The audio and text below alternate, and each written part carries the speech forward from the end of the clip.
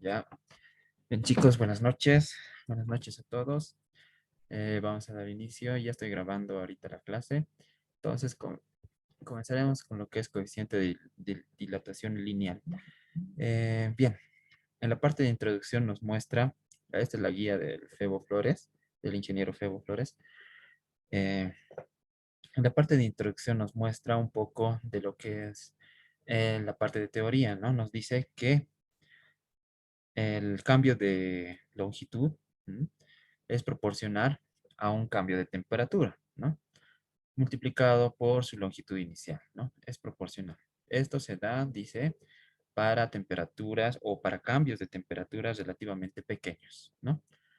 Bien, entonces, como ven, es una ecuación lineal, ¿no? Y, bien, donde las variables que intervienen son la longitud inicial, que tenemos aquí como L1, L sub 1, aquí en el grafiquito, y a una temperatura T sub 1, ¿no? Y luego tenemos un caso posterior, donde la temperatura se incrementa a una T sub 2 y la longitud cambia, ¿no? A una L sub 2, donde aquí me dice T sub 2 es mayor a T sub 1 y al ser proporcional el cambio de longitud, L sub 2 es mayor a L sub 1, ¿no? Bien, ahora, ¿qué pasa si sucede lo contrario? ¿Qué pasa si el cambio de temperatura es negativo? Bueno, en algunos materiales, eh, al ser negativo el cambio de temperatura, su longitud también cambia de manera inversa, ¿no? O sea, en vez de alargarse, este se va a contraer, ¿no? En ese caso, el coeficiente ya no se llama coeficiente de dilatación lineal, ¿no? Es un coeficiente de contracción. Ya. Bien, eso tenemos en la parte de introducción, así rapidito. Entonces, la parte del fundamento teórico. Ya, aquí nos indican otro tipo de las propiedades de los cuerpos, ¿no? Dice, a ver, daremos una lecturita pequeña para poder pasar luego a los cálculos. La temperatura es el valor medio de la energía cinética de las partículas de un cuerpo.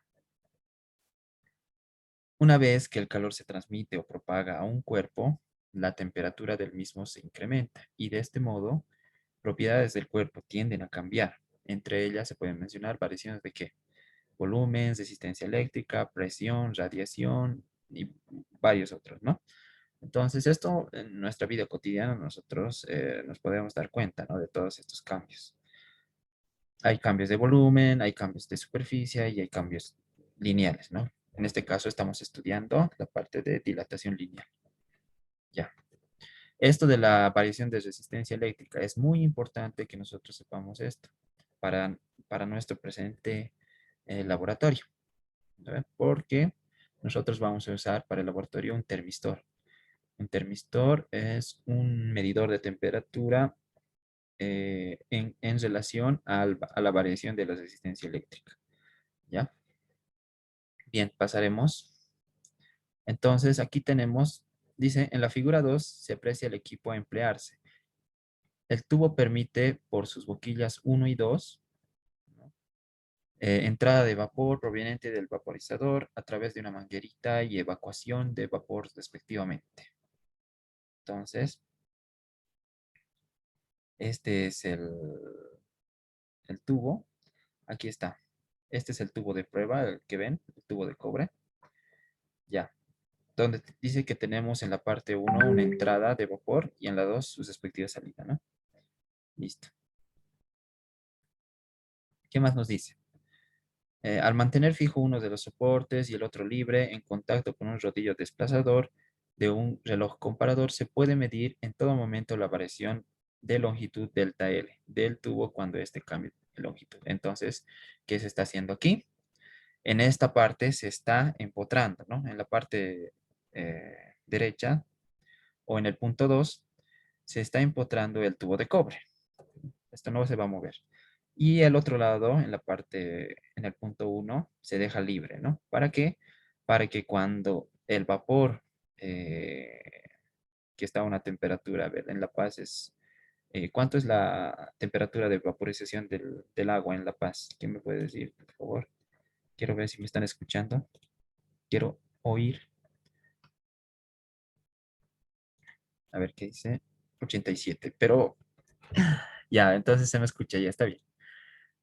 Claro, 87, ¿no? La temperatura de vaporización del agua en La Paz.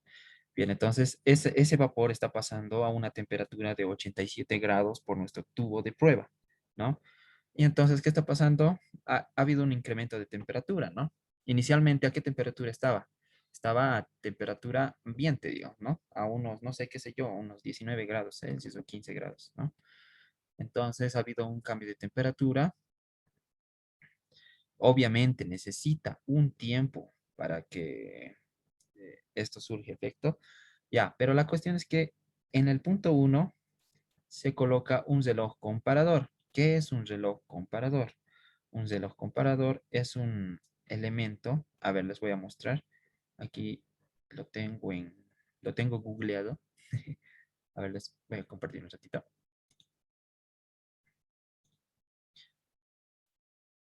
Pa, param, pam. Aquí está. No, aquí está. Este, aquí está.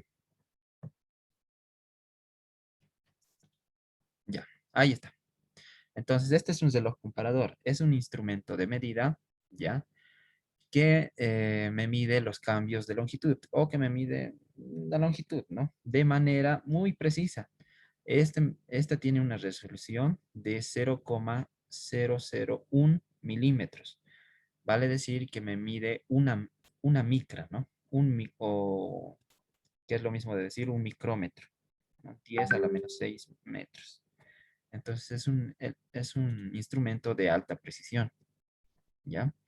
Entonces aquí podemos ver, por ejemplo, algunas medidas, ¿no? En el caso uno tenemos que las dos agujas, tanto del valor de los milímetros como de los micrómetros, está en cero, ¿no? Por lo tanto, la lectura es 0 milímetros. Aquí en este caso, en el segundo caso, tenemos que la agujita chiquitita, pueden ver que todavía no ha pasado a la primera línea, ¿no? A ver, no sé si puedo agrandarlo. Ya, no se puede. Ya, pero todavía no ha pasado al uno, digamos, ¿no? Pero mi segunda aguja, ¿dónde está señalando? Está señalando en 2 y este 2 tiene sus 10 divisiones, ¿no?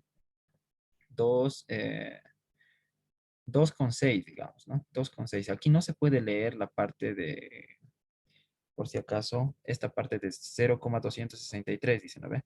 La lectura real o la lectura que yo podría dar sería 0,260. O sea, eso sería en teoría. ¿Por qué?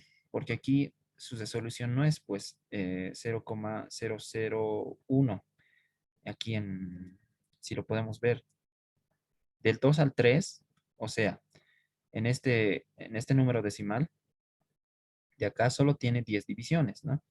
Ya listo. Pero entre cada división no hay pues otras 10 divisiones. Entonces yo no puedo leer exactamente si esto cambió en uno, 2, 3, ¿no? Entonces esto me parece que está un poco mal, ¿ya? Pero ya pues eh, para motivos como estamos conociendo que es un reloj comparador, yo creo que vale.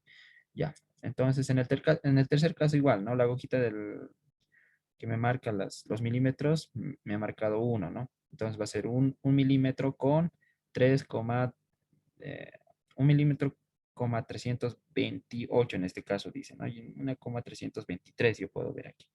Ya, pero bueno. Entonces, ese es un reloj comparador. Es un elemento de medición de longitud de alta precisión. Listo.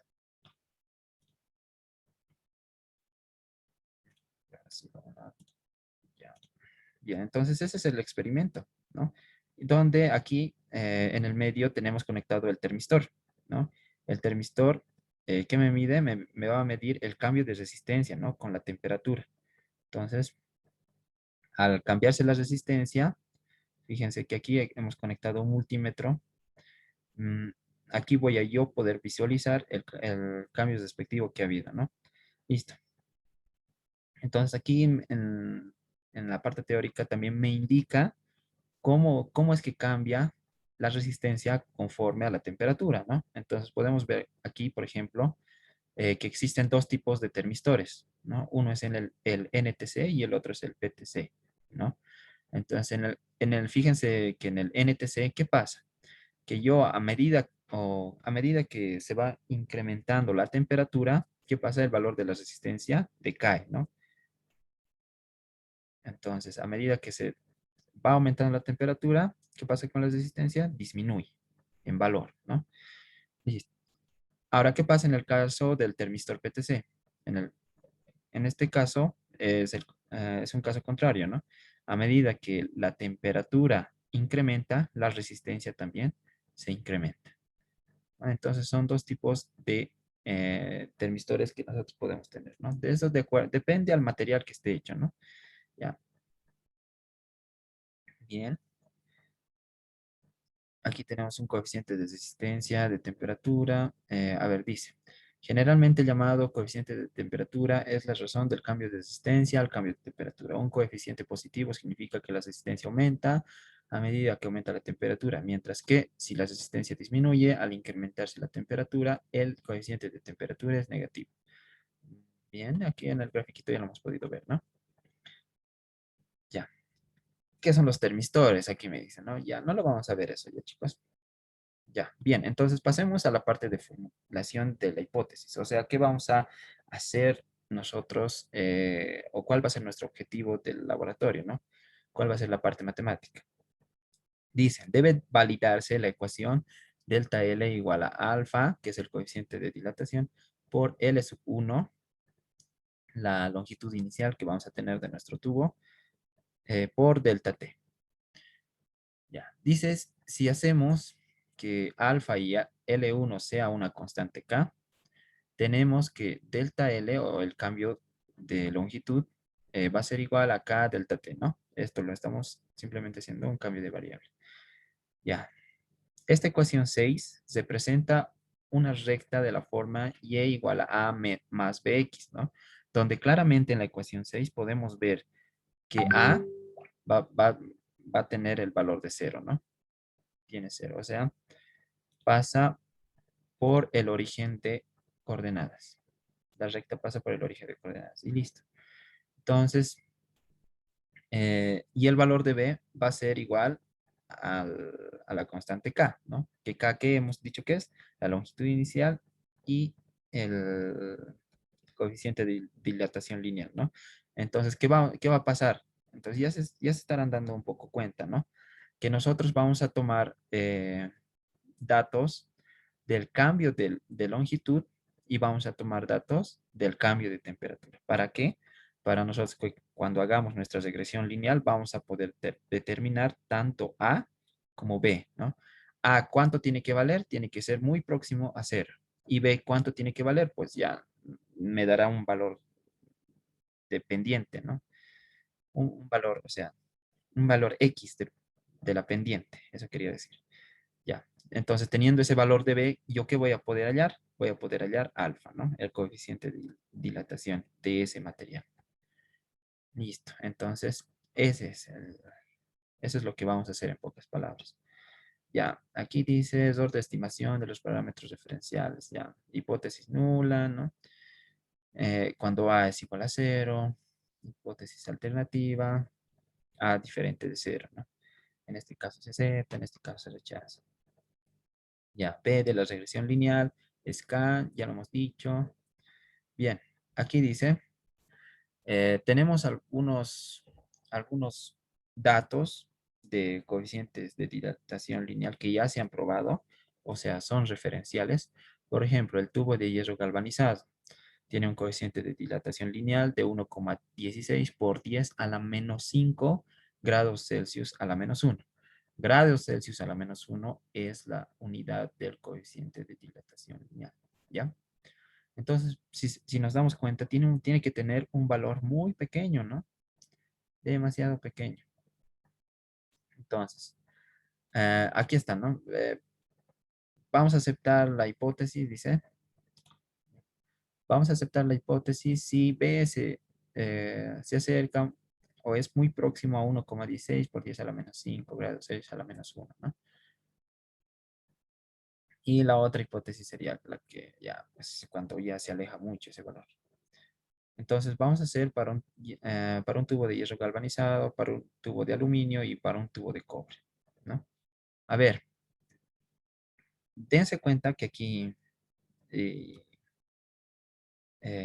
el valor del coeficiente de dilatación lineal del hierro galvanizado es 1,16, ¿no?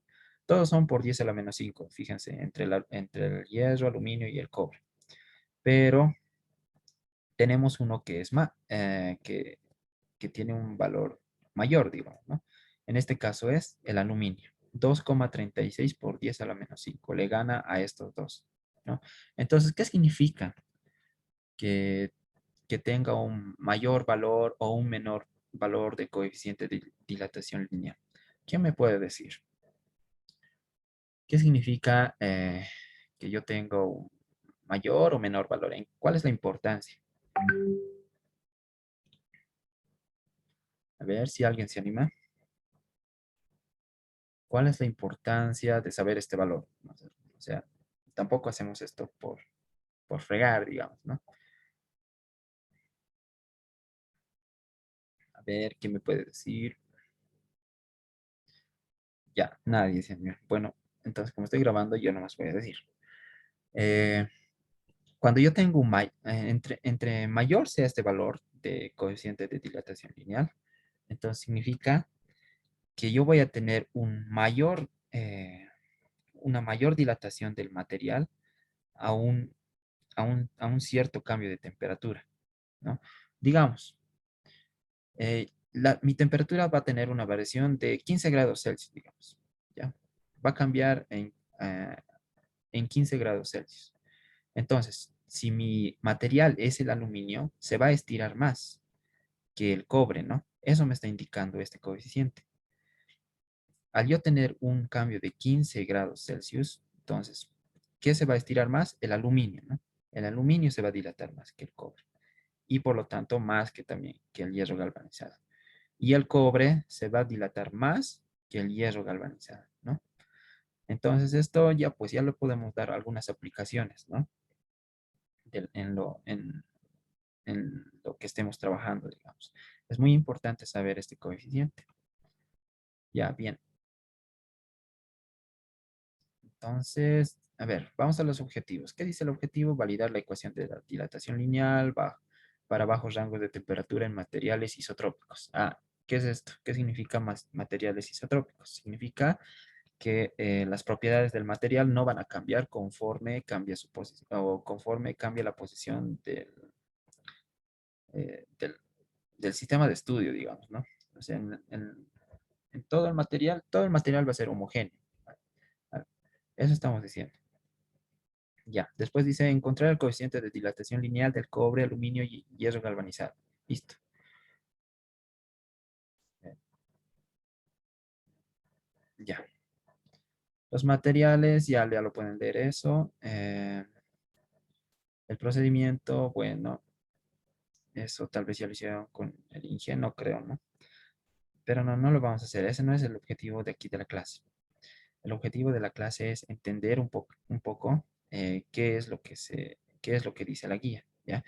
Y yo estoy aquí para aclarar las dudas. Bien, entonces, ya, vámonos a los procedimientos. Ya vamos a leer esto para poder entender y luego nos vamos a los cálculos. Esto va a ser rapidito. Ya, procedimiento previo. ¿Qué dice? La figura 4 muestra la vista frontal del reloj comparador que se emplea para la medición de delta L. Ya lo hemos dicho eso. Bien, ¿cuáles son las cosas más importantes que debemos cuidar? Dice, verificar que la distancia corresponde a una vuelta del marcador. A ver, entonces, esta agujita, como les había dicho, va a ir dando vueltas y una vuelta significa un avance, ¿no? Un avance de la aguja de los milímetros. Ya, dice luego verificar cuál es el rango de medida del delta L máximo que puede medir. cómo posicionar en cero el reloj. Entonces, esto tiene que estar todo en cero. Hay que verificar la distancia que va a recorrer la puntita, ¿no? La puntita que corresponde a una vuelta, digamos. Tampoco podemos eh, has- hacerlo recorrer como loco, entonces no vamos a poder registrar la medición, ¿no? Ya, a ver. eh, Esto no es muy importante. A ver, debido a la rapidez con la que varían las lecturas de R y delta L, ¿no? Donde R es el cambio de resistencia o la resistencia, si se dispone de entre los integrantes del grupo, dice, de trabajo, de un teléfono celular con filmador, es recomendable el empleo de esta para documentar simultaneidad de las temperaturas T y delta L. Entonces, como les había dicho, ¿no? A veces podemos tener un cambio brusco, entonces esto puede dar unas dos vueltas, digamos, y no lo hemos notado. Porque, como les había dicho al principio, a medida que pasa el tiempo, este tubito que va a pasar se va a ir incrementando, se va a ir incrementando la temperatura, ¿no? Y la resistencia va a ir cambiando, así, va a ir subiendo. Y tal vez no lo podemos registrar, digamos. Entonces, por eso nos da esa recomendación. Ya. ¿Qué más dice? Debe intentarse por todos los medios de controlar el proceso de calentamiento. Si es muy rápido, el termistor no podrá seguir el paso a la medida indirecta de la temperatura del tubo de prueba. Lo que habíamos dicho. Si ello no es posible, se pueden también sacar las medidas en el proceso de enfriamiento. En ausencia de vapor, dicho proceso es más lento, obviamente, ¿no? Entonces, el enfriarse va a ser un poquito más lento. Por tanto, más sencillo de medir los pares T delta L, ¿no? En un proceso de enfriamiento. El resultado que se obtenga del proceso de enfriamiento será similar al obtenido en el proceso de calentamiento, debido a que alfa es el mismo tanto en calentamiento como en enfriamiento. Sin embargo, el coeficiente alfa depende de T sub 1, ¿no? O sea, de la temperatura inicial, como se indicó anteriormente. T sub 1 en enfriamiento es diferente a T sub 1 en calentamiento, obviamente. El T sub 1 en calentamiento es próximo a la temperatura ambiente. Entonces, cuando nosotros empezamos a calentar, les había dicho que estamos empezando en una temperatura ambiente, ¿no? Pero al enfriarse, ¿qué va a pasar? Que T sub 1 ya va a ser por la temperatura de 87 grados Celsius, ¿no? Por ello, para comparar estadísticamente alfa de tablas con alfa obtenido experimentalmente, es recomendable obtener las lecturas en el proceso de calentamiento. ¿Ya? ¿Ya? ¿Cuál es este proceso? Entonces, el proceso de calentamiento dice, a ver, ¿cómo tenemos que hacer? Vertir agua en el generador de vapor eléctrico y conecta el mismo para que el agua incremente su temperatura y vierta vapor a través de una manguerita conectada a uno de los nipples de su tapa. Entonces, tenemos una caldera, digamos, y el vapor que está saliendo está pasando a una manguerita, la cual está conectada a nuestro tubo de ensayo, ¿no? Puede ser el cobre, aluminio o el hierro. Ya. La temperatura del vapor no puede exceder la temperatura de ebullición al estar en contacto con la atmósfera. Conecte el extremo libre de la manguerita en las terminales 1 y 2 del dilatómetro, figura 2. Entonces, el dilatómetro es este, nuestro, nuestro, nuestro experimento, ¿no? Ya, listo. ¿Qué dice luego? Colocar una cuña en dicho extremo para que ese lado del dinamómetro quede más elevado y permita evacuar la condensación del vapor por el otro lado, ¿no? Entonces tenemos que también tener cuidado que cuando nosotros estemos haciendo el experimento, este lado tiene que estar un poco más elevado, ¿no? O por donde va a pasar el agua, tiene que estar más elevado, ¿no? Eh, ¿Para qué? Para que cuando se esté condensando el vapor en el tubo de cobre, este, este pues resbale, ¿no? Y no se quede ahí haciéndonos variar la medición. Ya. ¿Qué más dice? Eh, ya, entonces podrá apreciar que el tubo se dilata y el el reloj comparador debe registrar un delta L, dice, ¿no? Si no se registrara tal, es posible que el rodillo del reloj comparador no esté haciendo buen contacto, ¿no? Ya. Bien, aquí esto es lo que nos interesa, ¿no? ¿Qué mediciones vamos a realizar?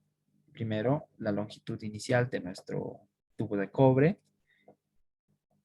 Aquí dice, con una regla graduada, la distancia entre el extremo fijo del soporte y el otro que está libre del tope, como se muestra en la figura 2. Y ahí lo tienen todo.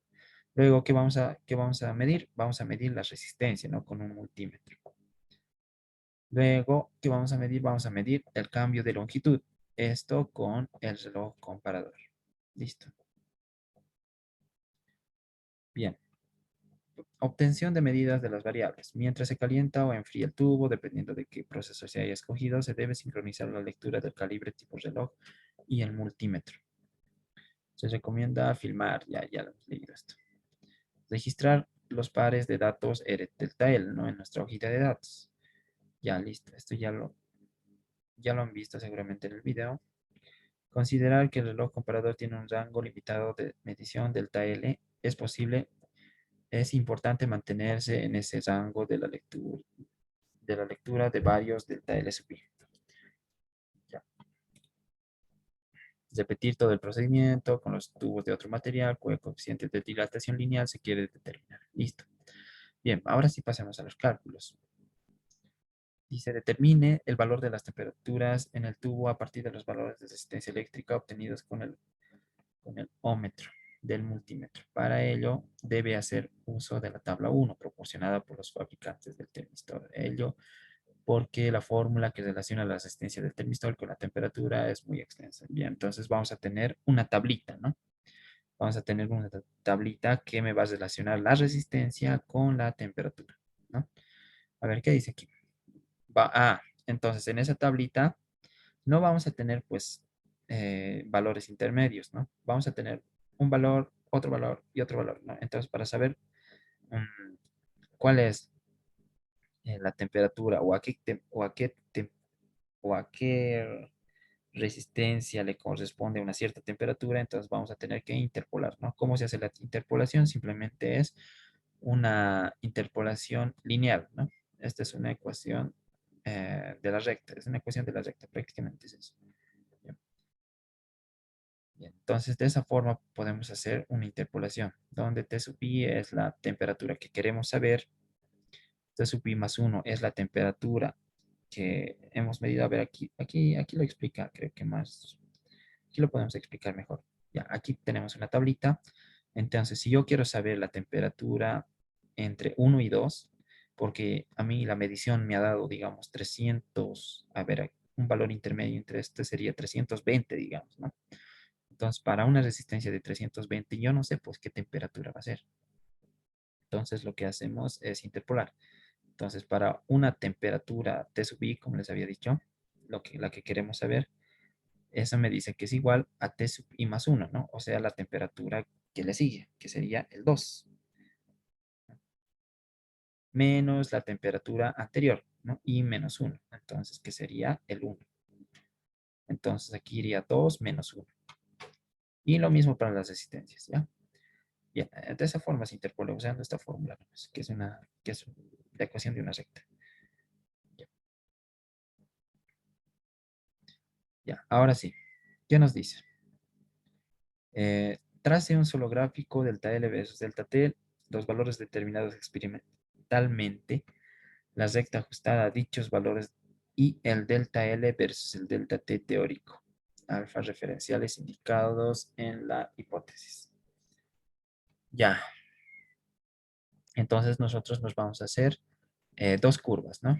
Una que va a ser experimental con los datos que hemos tomado y el otro que va a ser el teórico. Eso lo vamos a hacer en el Excel.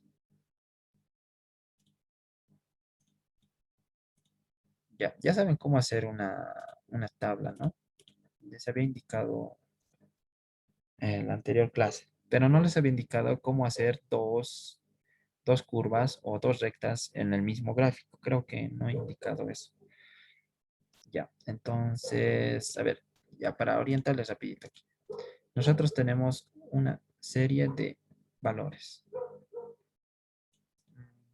Voy a, voy a dejar de compartir un rato para compartirles la pantalla del Excel. Deme un momento, por favor.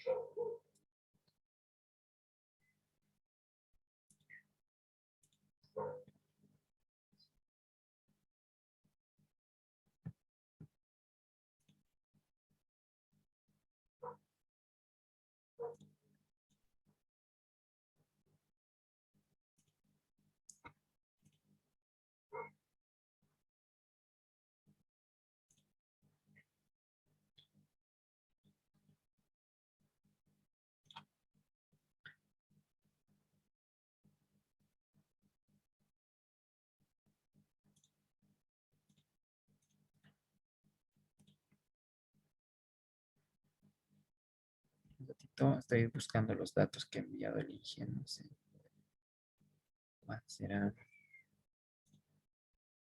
Aquí.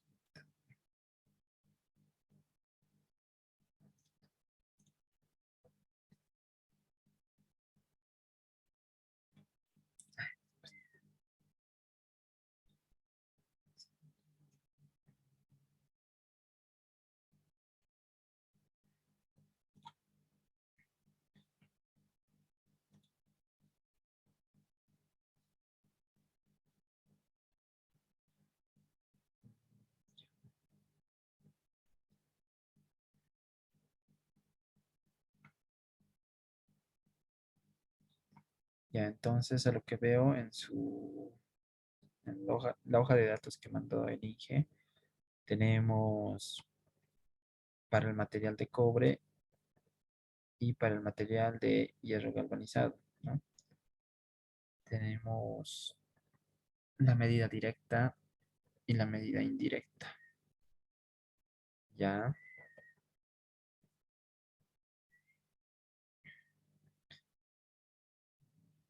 entonces lo que voy a hacer va a ser compartirles toda la pantalla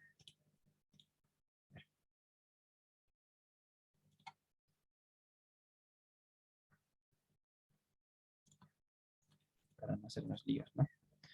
Ya, listo. Entonces aquí tenemos la tablita que mandó el INGE. Variables, dice. Temperatura en grados Celsius. Tenemos la temperatura de 64, 63, 62, 60.3, 58,7 y bla, bla, bla. Entonces, eh, ¿qué tipo de proceso se está siguiendo?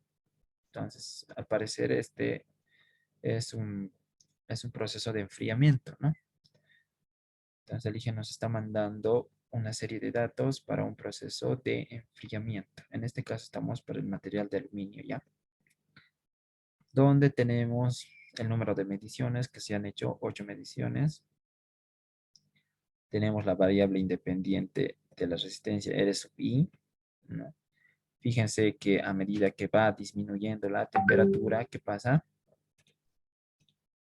Que la resistencia va aumentando, ¿no?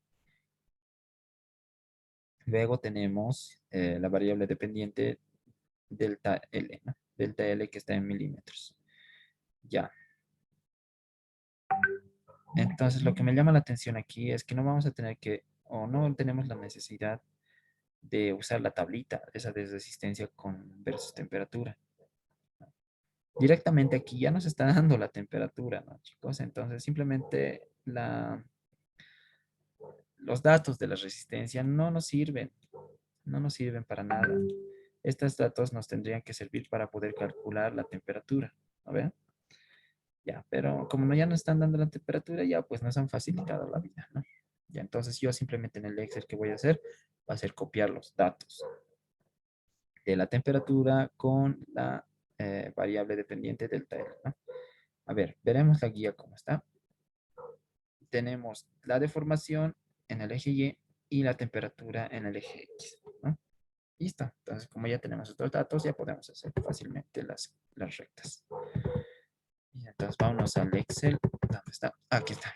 Le vamos a colocar coeficientes de dilatación lineal. Entonces, aquí tenemos nuestra temperatura N. Después tenemos la temperatura. Estas son nuestras mediciones. Temperatura. No sé qué he dicho hace rato. Y delta L. Así lo voy a anotar ya. Auxi, ¿Sí? Dígame. Auxi, ¿me escucha? Sí, fuerte y claro. Disculpe, vamos a volver a la misma reunión cuando acabe. Es que ya va a acabar. Tengo un tiempo. No, chicos, lo siento. Yo voy a seguir haciendo solito como lo quita el video y... No, mentira. Les voy a mandar un nuevo enlace. No se preocupen. Ahorita Ahí ya está. terminar. La vean, rapidito, lo, lo agendo y les mando, ¿ya?